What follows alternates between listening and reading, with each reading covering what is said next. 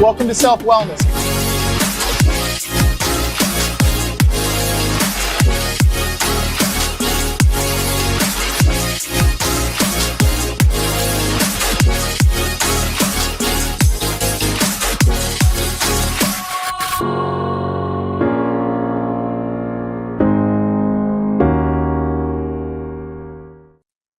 What's going on, guys? It's your favorite Maha moment, Maha with Mike. And I'm going to let you guys know this one is breaking from the belly of the beast. This is not a drill. Today, we're pulling back the curtain on one of the biggest reversals in modern medical history. That's right, guys. The U.S. government just announced that it's terminating 22 mRNA vaccine projects under BARDA. That's $500 million in contracts gone overnight, evaporated. Why? Because the data finally caught up with the narrative. RFK Jr. himself, now our HHS secretary, says it straight. These mRNA shots do not stop COVID or flu. I'll say that again. These mRNA shots do not stop COVID or the flu. So they're pulling the plug. Pfizer, Moderna, AstraZeneca, all getting their wings clipped. This is the vaccine industrial complex on fire, literally burning down. But don't get too comfortable, because while the government's cutting mRNA funding, the Gulf Coast is under siege from something ancient, invisible, and apparently flesh-eating. It's something so scary, I can't even pronounce it. Vibrio volafufus, I don't know. Warm waters, rising temperatures, open wombs, suddenly becomes a beautiful vacation trip, turns into a nightmare. Texas, Florida, Louisiana, bodies in morgues, 17 cases, 4 deaths in Louisiana alone, and it's only August. We're going to play a clip a little bit later in the second half, but first, we're going to bring in Nick Holscher, epidemiologist, dear friend of the show, with a full breakdown of the BARDA mRNA collapse. And then at 10:30, we're going to bring in John Leake, author with the McCullough Foundation, diving deep into this flesh-eating virus that is keeping everybody scared from the God-given salt water that we desperately need to get rid of disease in the body. But I enjoy asking you to open your eyes. This isn't about a coincidence. This is about control, collapse, and cracks in the official story finally starting to show. This is Maha with Mike. Let's go. Welcome to the show, my dear friend. Thanks for having me. Ah, man. $500 million just went out the door. Finally. This is actually, I think, one of the most important developments, one of the most important actions that RFK has initiated since he got into office. We do see literally now 22 mRNA projects are getting terminated in various contracts involving Moderna, involving Pfizer for H5N1 bird flu injections, other ones that were up on the pipeline. These are now off the table, and HHS did also indicate that we'll be starting no new mRNA-based projects. So this is absolutely huge. While it's not as far as we wanted with the immediate termination of the ongoing mRNA program and removal from the market, this is a massive, massive step and a needed step in our path to stopping this mRNA debacle. Who do you think's calling the shots? I've never asked you that. Who do you, is it really a globalist cabal? Is there a nefarious group that's out there like 600 feet below the Vatican, somewhere in Norway, whatever island they whisked Epstein off to when they, put him on a stretcher and put him on a private jet and let him go live out his life after raping all those children. Who's calling these shots? I mean, like, Nick, you create a cold product, a lozenger, and it's organic, and you put it in CVS.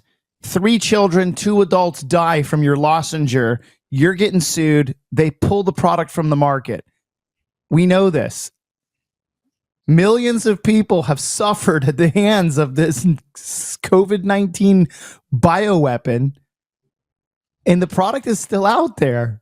Who's calling the shots?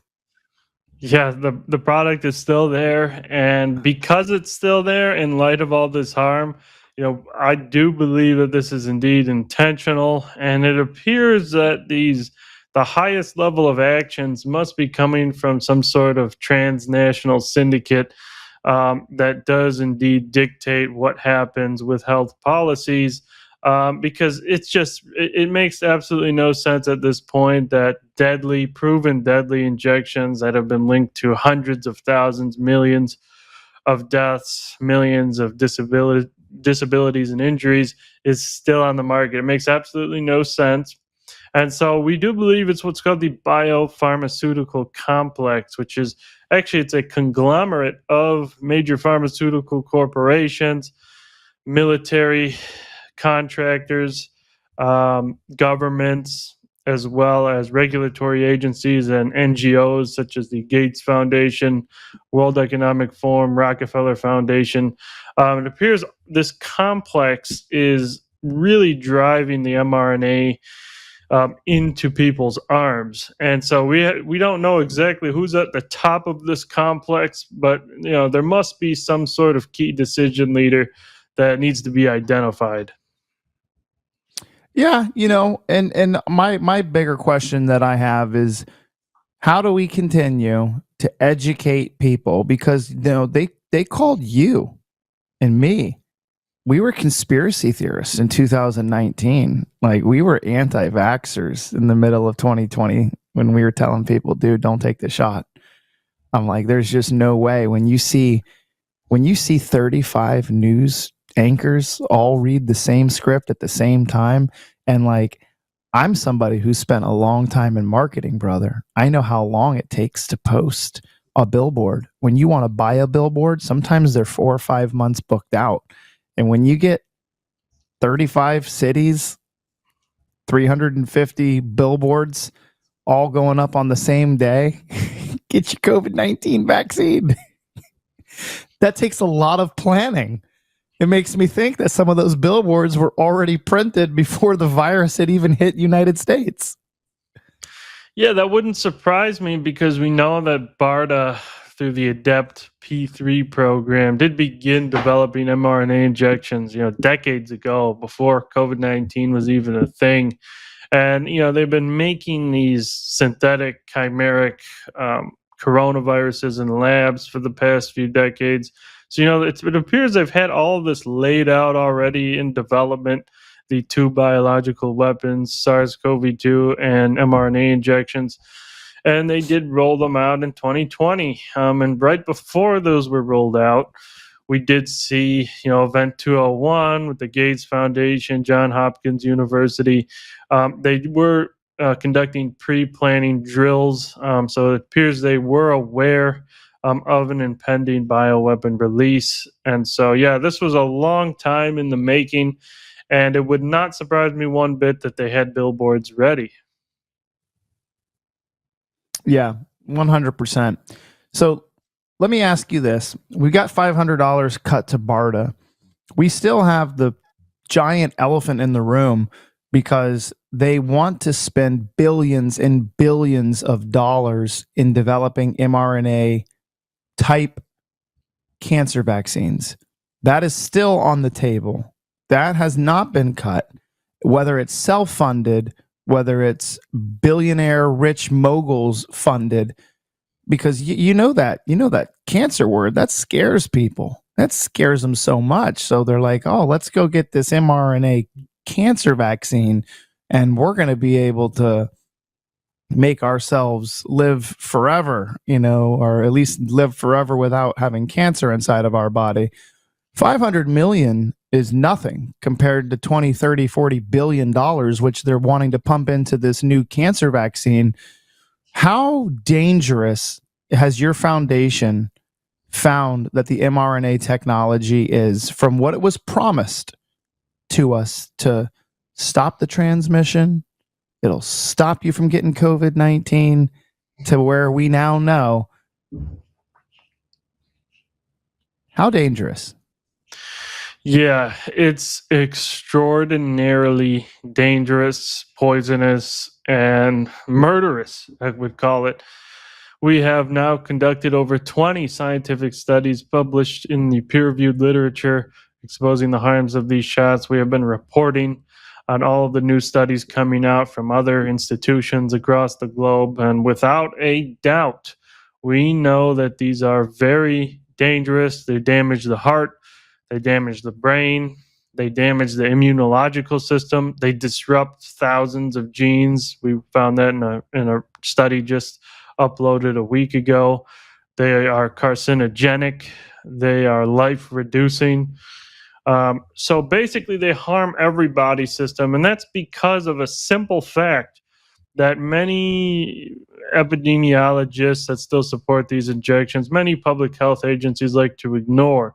While they do like to look at stats, many of which are fudged and manipulated, showing these are effective, while they like to look at that, they forget that the fundamental way these injections work is it literally installs synthetic modified mRNA into vital organ systems, instructing them to produce a highly pathogenic non human protein. So, just that tells us that these are extraordinarily dangerous, right? And that's really all you need to know. How could that be good? It's impossible. Well, not only that, Nick, but the question that my listeners are going to want to know is we have this crack, right? This $500 million crack in the mRNA narrative. And for years, critics have argued that these mRNA vaccines were rushed. You know, we called it warp speed. They were undertested and overly promoted, which is why you had every single leftist NFL star, baseball player, country singer, sold out pop stars who have sold their soul to the devil. You want to come to my concert, you're going to go get protected. You're doing your part. It literally had 16, 17-year-old girls that just wanted to fly to Colombia to go see Taylor Swift. So they're like, okay, I'll go get it. They didn't care. It's just another needle in the arm, right? Just another thing that they have to do. And this was all done and still is being done under emergency conditions. I know you agree with me on that. But the fact that 22, this isn't like 6 or 5, 22 federal mRNA contracts were pulled. And that suggests that insiders may now question the technology's long-term safety and usefulness. Why? If it was so essential and it was safe, why is $500 million suddenly being flipped off like a light switch? Yeah, they understand, and at least RFK understands that they're dangerous. And unfortunately, they are still playing political chess, tiptoeing around words when they announce these things, because he did say they're not effective at preventing COVID or flu, which is true, which is absolutely true. But they don't seem to ever mention the other catastrophic damages and death and injury that has occurred.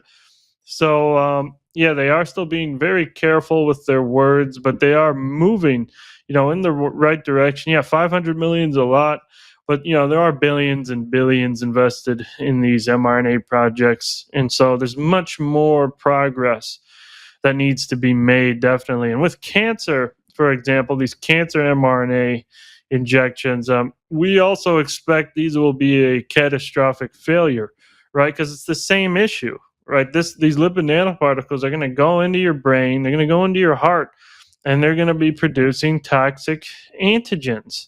There's other forms of mRNA cancer therapies that are supposed to, reprogram your immune cells to attack the cancer. But knowing the companies that have made these, and knowing what's happened with all the other mRNA technologies, such as RSV, that was a disaster, such as the COVID flu combination, that was a disaster. None of them made it to market. These cancer ones will likely be no different, probably still dangerous.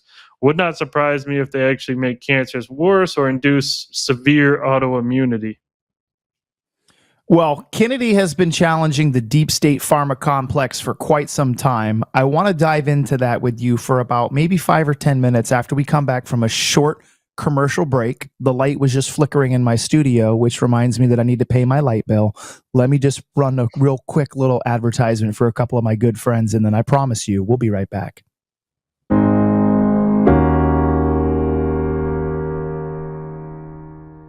Hey guys, Maha Mike here. I've got some exciting news for you. Our new partners at Farm Easy Bank are leading the way in affordable, trustworthy healthcare, bringing an impressive lineup of generic medications at prices that your family can actually afford. Not only that, but they are now offering ivermectin and fenbendazole, two compounds that are gaining attention, and unless you've been sleeping under a rock, you've probably heard about their incredible benefits. You can trust every single order that you get from Farm Easy Bank. Why? Because they come from reputable, reliable sources, and their commitment to quality means you get the same effectiveness you'd expect from the big box store without the outrageous price tags. In fact, you can save up to 80%. That's right, 80% compared to traditional pharmacy prices. On top of that, they offer fast, discreet shipping to the comfort of your home. And the best part is, you can use the coupon code MAHA2025 for 20% off any order over $199. This is a limited time offer, so don't wait. Take control of you and your family's health today. And stock up, because you would rather have it and not need it than need it and not have it. So go to Farm Easy Bank, that's PharmEasyBank.com/Maha and start your wellness journey with trusted support and serious savings. If you've ever walked into a room and forgotten why, or struggled to recall someone's name, you should know you're not alone. And it's not your fault. According to new research, memory loss after the age of 40 isn't just aging. It's a warning sign that your brain's mitochondria, those little energy factories, are actually dying off. That's why I want to tell you guys about NeuroThrive, a breakthrough brain formula trusted by over 32,000 adults. It uses 7 powerful ingredients, including PQQ, bacopa, and alpha GPC to regrow those little mitochondria and bring your memory back to life. Right now, Critical Nutrition Labs is doing something wild. Buy one, get 2 bottles free. That's right, guys. Buy one, get 2 bottles free just to clear out the excess extra bottles that they over-ordered. You'll feel sharper, more alert, and confident again, or your money back. Go to neurothrive.org/Maha. That's neurothrive.org/Maha to claim the offer before they run out.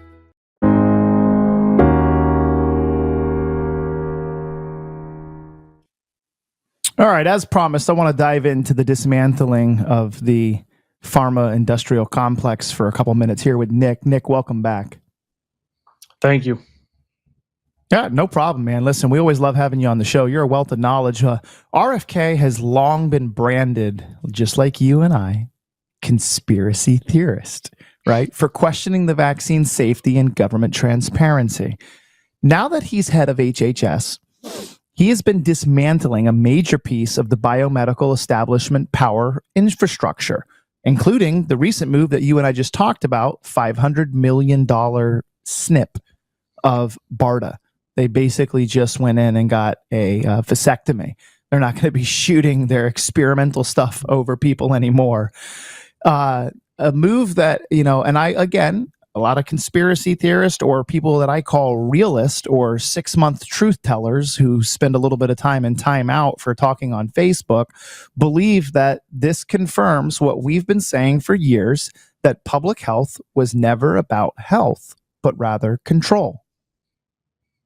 Yes, public health has been completely about control in the past many, many decades, perhaps the last century. Dr. Peter McCullough and John Leake did just come out with a book where they expose what's called vaccine ideology.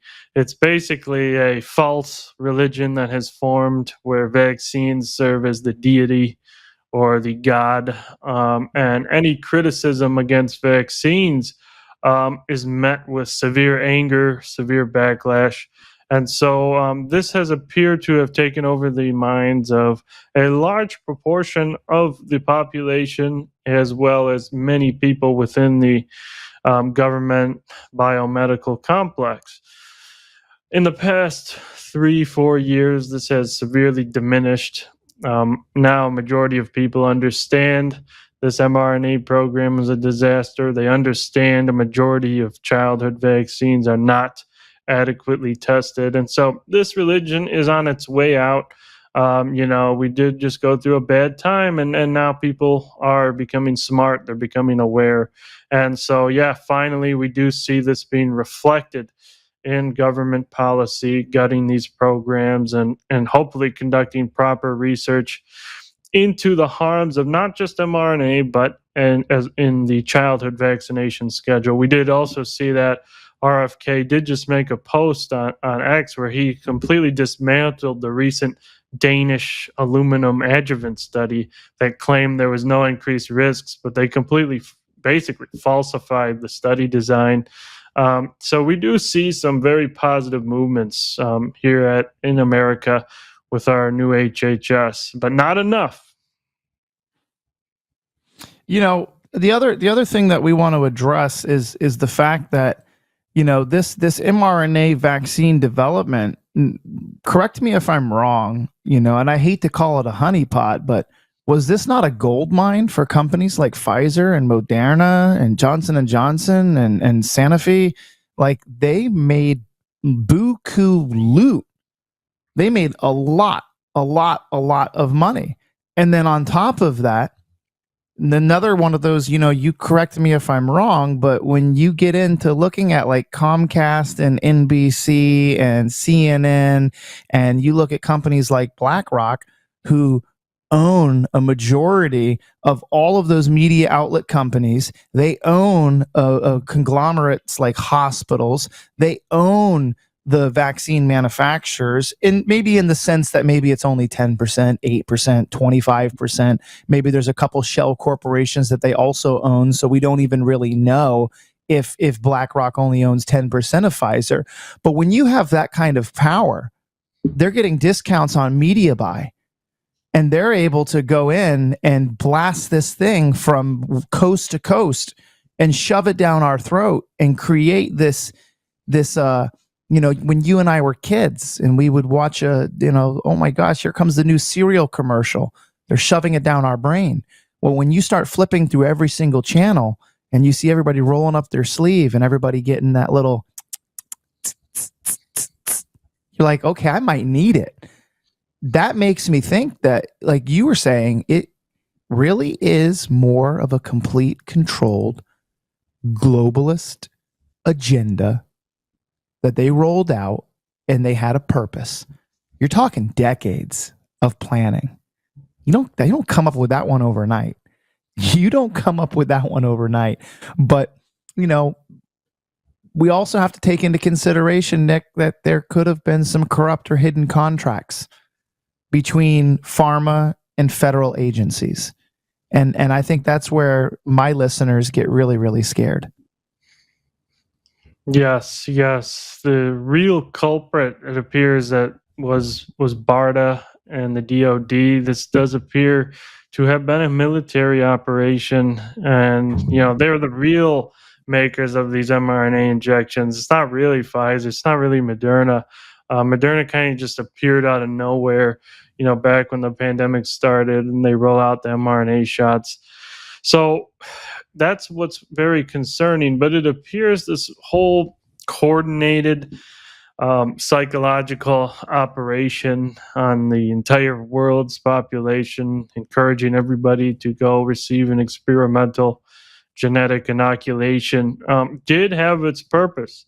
And I think one of those purposes is, unfortunately, it appears, based on the evidence, population control operations. And when I say that, first of all, over 40% of countries worldwide do have population reduction policies or operations ongoing. This is publicly admitted, by the way, where they do have policies to limit birth rates in their countries because they don't want too many people. This appears to be a, a population reduction operation on a global scale, because now we have evidence that these shots actually destroy over 60% of women's primordial follicles, the non renewable egg supply. And in a human study by Manichi and colleagues, they found 33% lower successful pregnancies in vaccinated women compared to unvaccinated women among a sample size of 1.3 million. So we know that these shots are decimating fertility and reducing birth rates. And that appears to be one of the primary reasons why they tried to force these injections into people's arms. So this is very worrisome.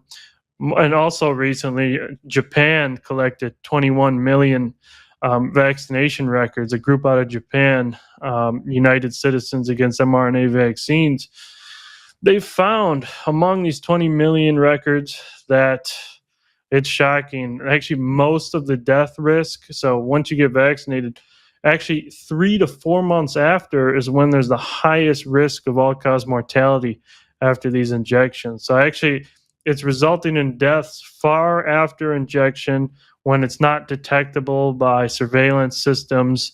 And so, again, that also does show us that this may have been intentional. Many of these deaths are going unacknowledged. I mean, take into consideration, Nick, that people don't understand that BARDA isn't just a U.S. agency. It works with the WHO. It works with CEPI. It works with Gavi. You're cutting an mRNA funding technology, which is signaling a geopolitical rebellion against global health and bodies and pharma giants, right? We in my inner circle, we're calling this the biodigital control matrix takeover, because it is ridiculous. You're talking to me about a company who has access to billions and billions of dollars in CEPI, and they were developed in 2017, in the later half of 2017. And their whole entire goal is to accelerate vaccine development for emerging infectious diseases.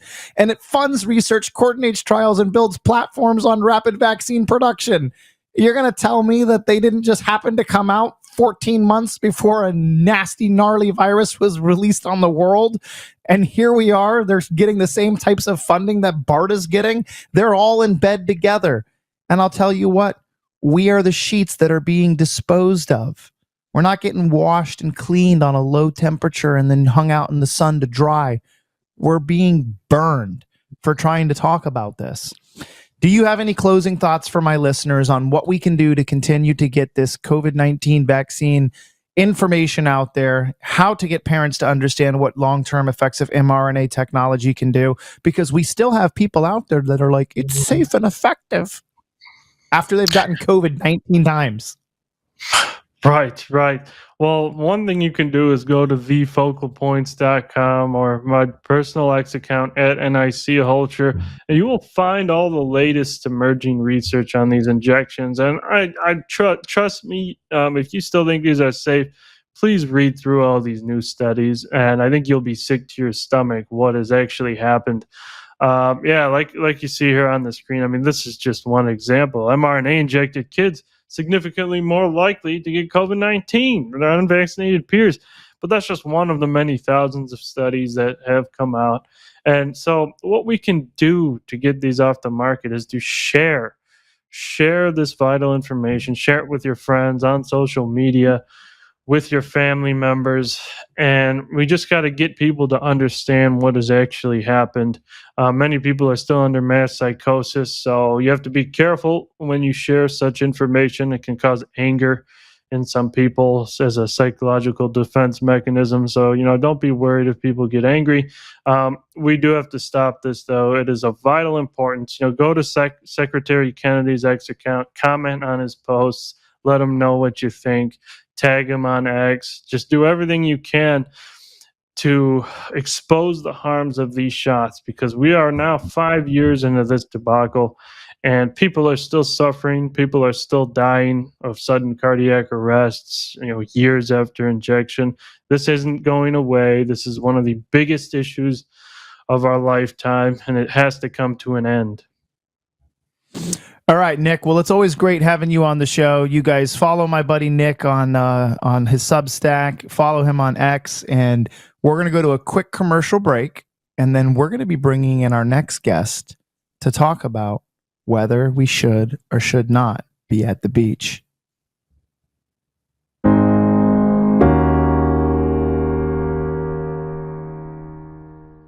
If you've ever walked into a room and forgotten why, or struggled to recall someone's name, you should know you're not alone. And it's not your fault. According to new research, memory loss after the age of 40 isn't just aging. It's a warning sign that your brain's mitochondria, those little energy factories, are actually dying off. That's why I want to tell you guys about NeuroThrive, a breakthrough brain formula trusted by over 32,000 adults. It uses 7 powerful ingredients, including PQQ, bacopa, and alpha GPC to regrow those little mitochondria and bring your memory back to life.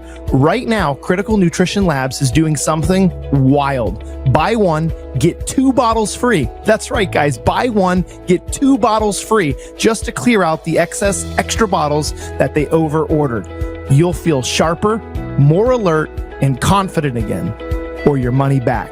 Go to neurothrive.org/Maha. That's neurothrive.org/Maha to claim the offer before they run out. Hey guys, Maha Mike here. I've got some exciting news for you. Our new partners at Farm Easy Bank are leading the way in affordable, trustworthy healthcare, bringing an impressive lineup of generic medications at prices that your family can actually afford. Not only that, but they are now offering ivermectin and fenbendazole, 2 compounds that are gaining attention, and unless you've been sleeping under a rock, you've probably heard about their incredible benefits. You can trust every single order that you get from Farm Easy Bank. Why? Because they come from reputable, reliable sources, and their commitment to quality means you get the same effectiveness you'd expect from the big box store without the outrageous price tags. In fact, you can save up to 80%. That's right, 80% compared to traditional pharmacy prices. On top of that, they offer fast, discreet shipping to the comfort of your home. And the best part is, you can use the coupon code MAHA2025 for 20% off any order over $199. This is a limited time offer, so don't wait. Take control of you and your family's health today. And stock up, because you would rather have it and not need it than need it and not have it. So go to Farm Easy Bank, that's PHARMEASYBANK.com/Maha and start your wellness journey with trusted support and serious savings.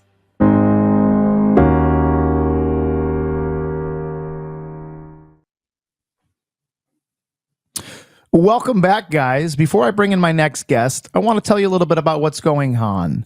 We're going to dive deep into the shadows of a health crisis and whispers of a conspiracy. We're going to be bringing in John Leake, and today we're going to dive into a story that's not just about bacteria, but about a potential cover-up.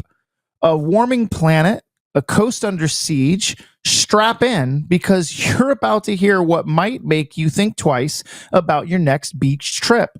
The Gulf Coast, a place of sun, sand, and now apparently terror, as this Vibrio Spreads, whatever it's called, can't even pronounce it because they're always coming up with something even scarier. And if they come out with a vaccine for this thing, then we'll know exactly what it is. But a flesh-eating bacterium that is making the headlines again, with deaths spiking in Texas, Louisiana, and Florida. That's the headline they want you to tell, but I'll tell you it's only been 4 people. But let's start with a chilling reminder from 2019 that this was I think we're going to share with you guys a segment later in the show about a man who had contracted this same virus while he was visiting a beach in Florida. But that was 6 years ago, and I believe that the nightmare with him is probably over, but for us, it might be far from over. But I want to consider a couple conspiracy theory angles first, because this environmental warmer waters are a breeding ground for this Vibrio flesh-eating bacteria. And with climate change accelerating, are we witnessing a deliberate neglect of environmental policies? Or my question, which is even worse, is this a symptom of geoengineering gone wrong? Because some theories have suggested that manipulating weather patterns could inadvertently create perfect breeding grounds for bacteria like this to thrive. Now, I do want to say I am not an expert in this, which is why we wanted to bring in John Leake. John Leake, welcome to the show. Thanks for having me.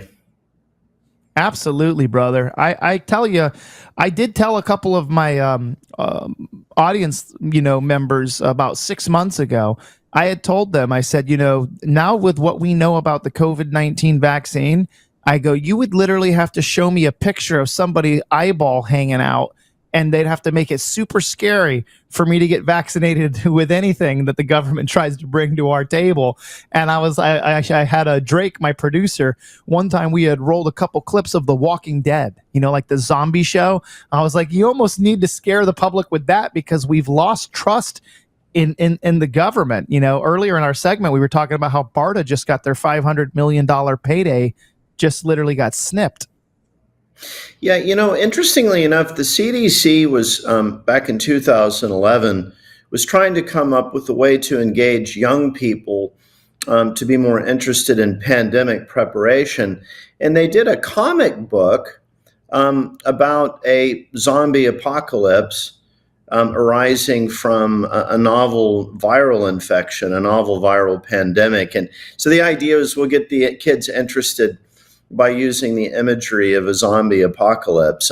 Anyway, I thought that was kind of funny. The CDC and Hollywood seem to, I don't know, share certain cultural roots or similar messaging. But your question about Vibrio vulnificus, this bacteria that's turned up on the Gulf Coast, I must say, just straight out of the gate, as an old true crime guy, investigative guy, the first thing I would do before I started looking at big climate change stuff is I would look for sewage contamination, of the raw sewage contamination, like a point source near the epidemic or these cases that have broken out that seem to be above average in terms of incidence of this. I would look for raw sewage contamination along that stretch of the coast.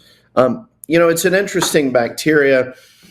I think it was first isolated and identified in 1976.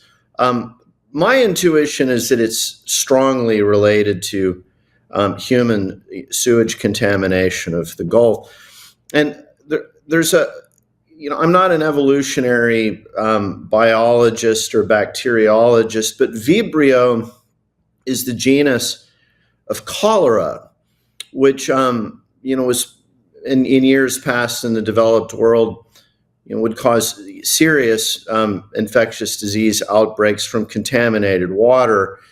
And I have an intuition it might be fun to talk with an evolutionary biologist or bacteriologist. Vibrio vulnificus might be an evolutionary offshoot of Vibrio cholerae, which causes cholera in humans. Anyway, that's kind of my first intuition, but I'm happy to discuss other theories with you. Well, we don't really want to discuss the theories. I just wanted to kind of put something out that was out there because, of course, you know me, I've already gone into Gronk, ChatGPT, gone into my emails, I've gone into the Christian version of AI, and I've gone to the history books.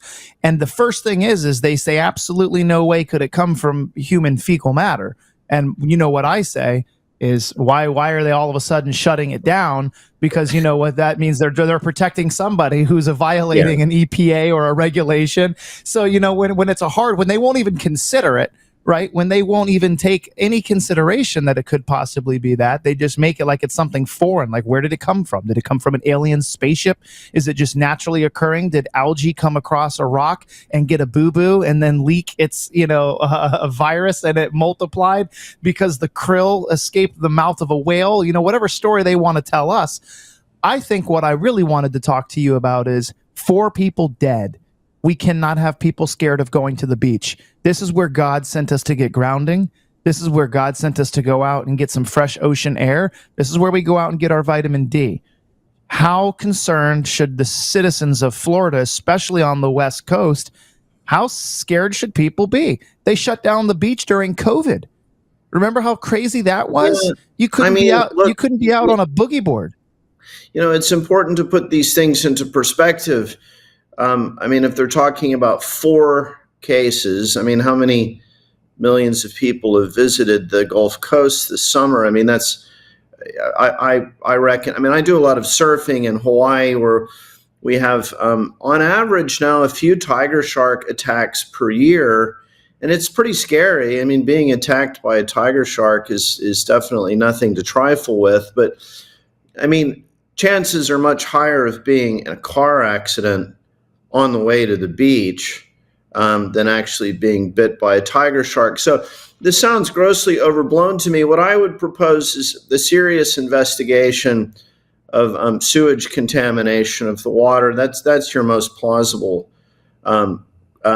cause of this. And then secondly, immune compromised people, people with hepatitis, any immune compromised people should probably take a more cautious approach, particularly when eating raw oysters. And then bring a first aid kit to the beach. It's a good practice anyway.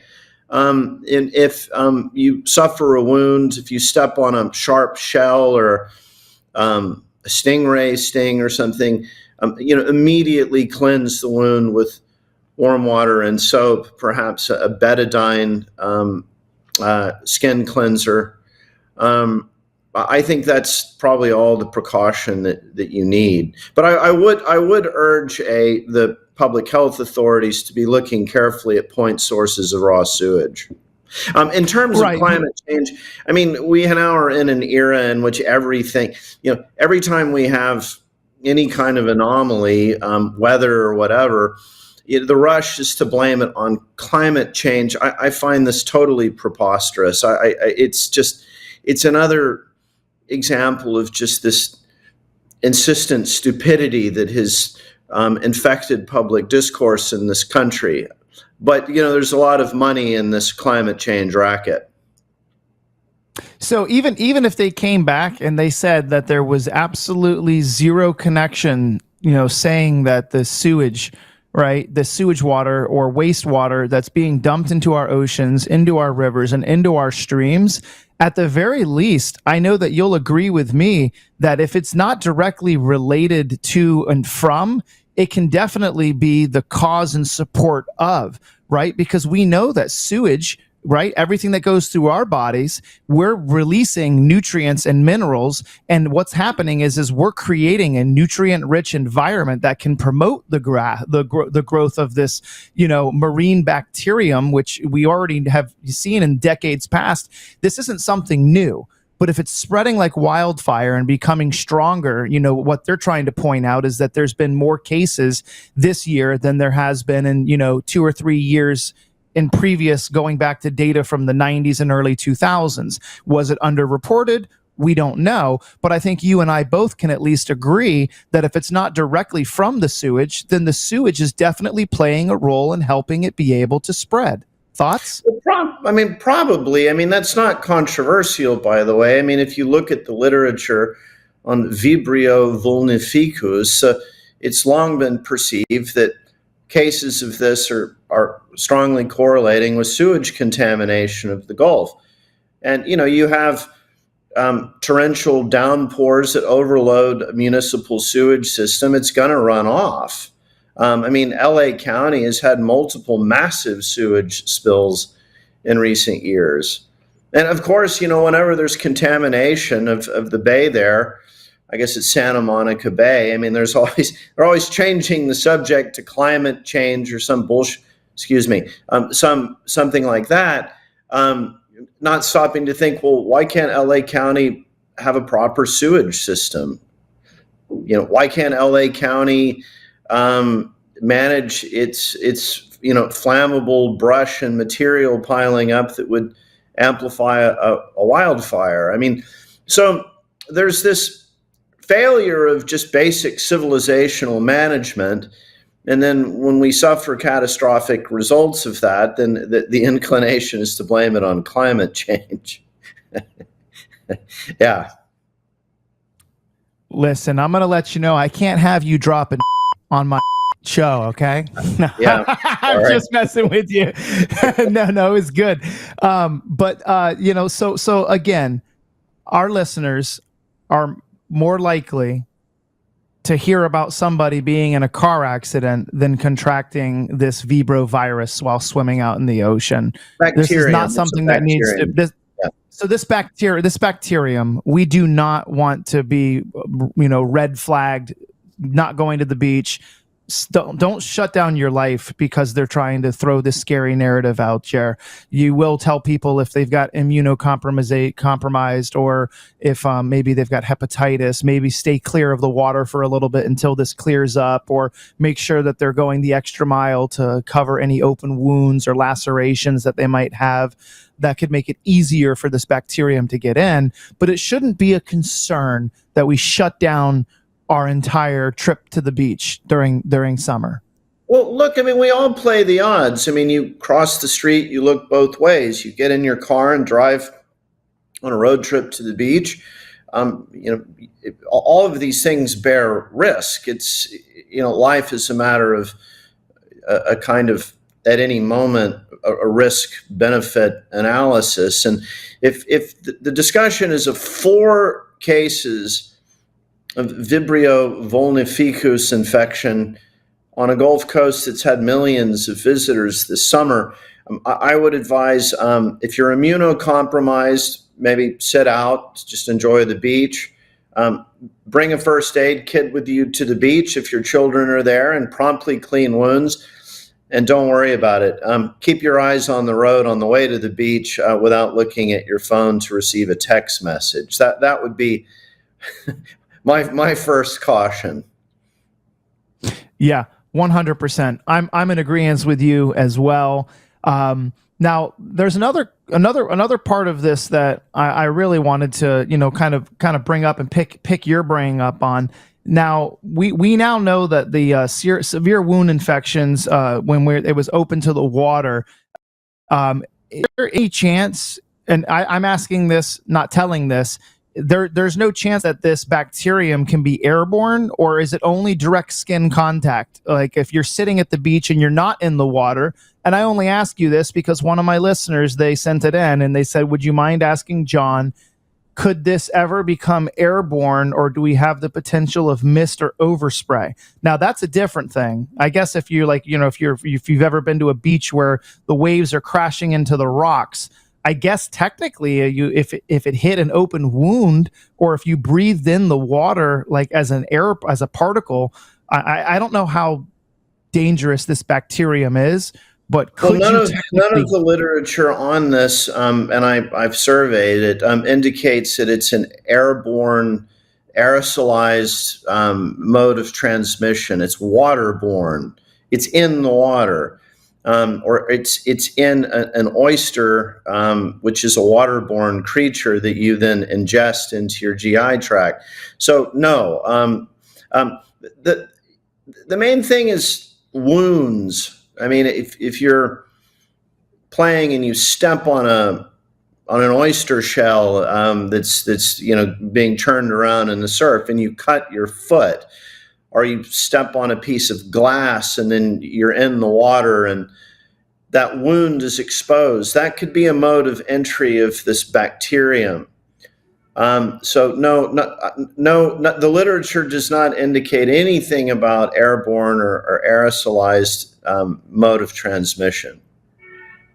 Perfect. Okay. Well, that's good. So but then it would only be direct water contact. It couldn't be something that like a little particle. It would have to be water directly hitting the wound or an open sore on the body.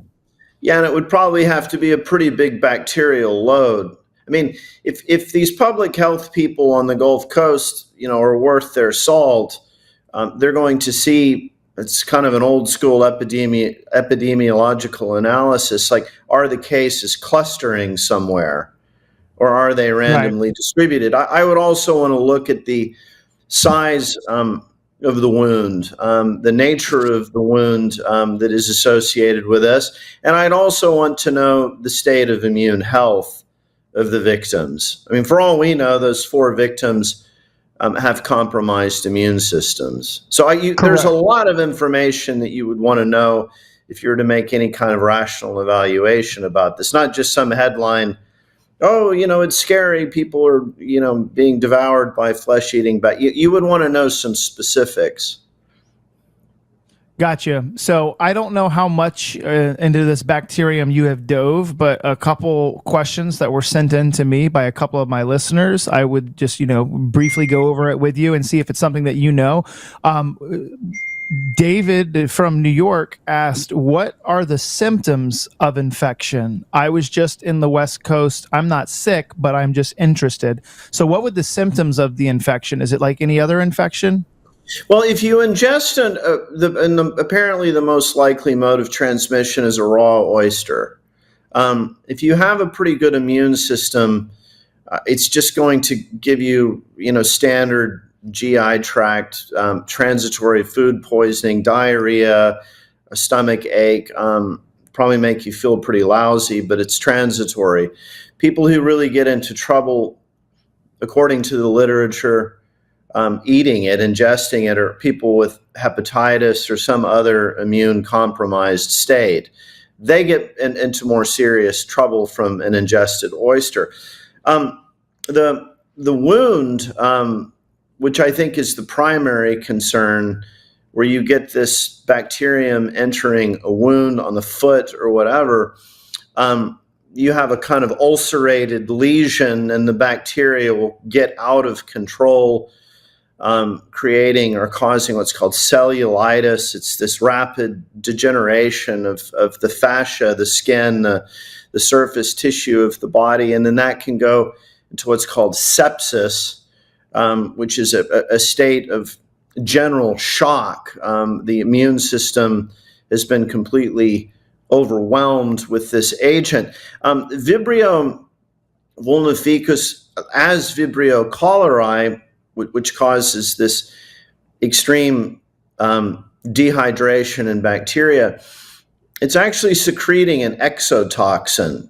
So it's not it's a minor point. It's perhaps a nuanced point. It's not the bacteria itself. It's actually secreting an exotoxin that creates these violent reactions in the body and in the tissue. So you'll know if you have it pretty quickly, and you should seek immediate medical care. But what I would propose is very rapid cleansing of the wound, cleansing and using soap and water, and perhaps an antiseptic soap like betadine. I mean, I used to surf a lot, and occasionally had wounds surfing. The fin cuts you, something cuts you. And I was always very, very prompt about cleaning the wound. Don't just ignore it and keep playing or keep surfing. Immediately go ashore and clean the wound. Yes, absolutely. And now one of the last things I'll ask you before we let you go, we've talked about stepping on shells or getting cut by fins from surfing and then being in that warm, brackish water.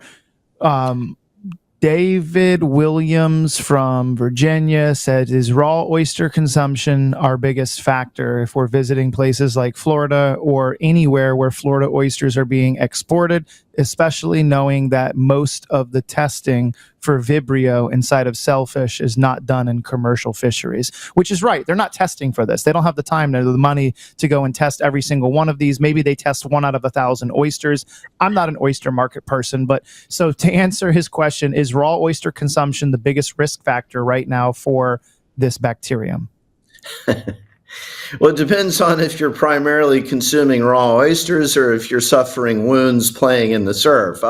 If you're not going into the surf, if you're just kind of an oyster enthusiast, going to beach bars and eating oysters, I mean, that's where you would be more concerned. I mean, the oyster beds are supposed to be carefully monitored for contamination, and they are supposed to be regularly tested.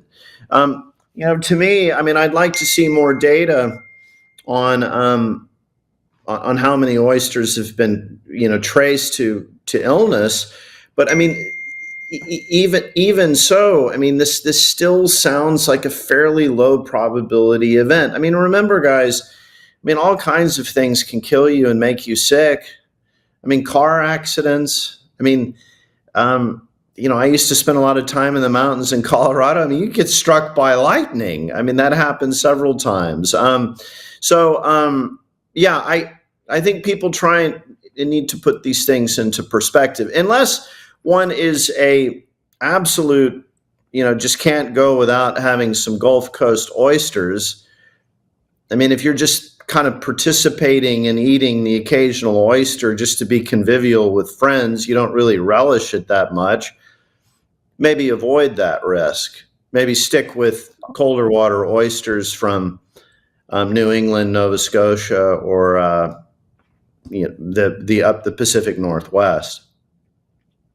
Well, you just made me want to get on a trip and go back to my favorite restaurant in northern Boston and go get some cold water clams and maybe a fresh lobster tail. John, thank you so much for always being willing to come onto the show and help us with the hard things that sometimes us podcasters just really don't quite know about. This is a bacterium. This one caught me by surprise because I didn't realize that it was such a huge issue over there on the West Coast. And we did have a clip of somebody that had contracted this bacterium, but we don't have time to play it. So if anybody wants, I'll put it in my Substack and send it out. God bless. Thank you so much for coming on the show. And if anybody wants to follow you, give us your handle, or again, the Substack that you do over there with Dr. Peter. Well, I'm the secretary of the McCullough Foundation. I saw you had my colleague Nicholas Holscher just before I came on. So you can follow us at the McCullough Foundation, mcculloughfmd.org, or our Substack, our daily newsletter, The Focal Points, thefocalpoints.com. And I would like to end on just a quick note. I have a new book out. Dr. Peter McCullough and I co-authored it. It's a critical history of vaccines going all the way back to the 18th century. It's called Vaccines, Mythology, Ideology, and Reality. It's already gotten over 200 five-star reviews on Amazon. It's only been out for a few days. So check out Vaccines, John Leake and Dr. Peter McCullough on Amazon. I think you'll find it fascinating and eye-opening. Thank you so much, John. We love having you on the show. We'll have you back again. And guys, remember, the best part of making America healthy again starts with you. Make yourself healthy again. Thank you.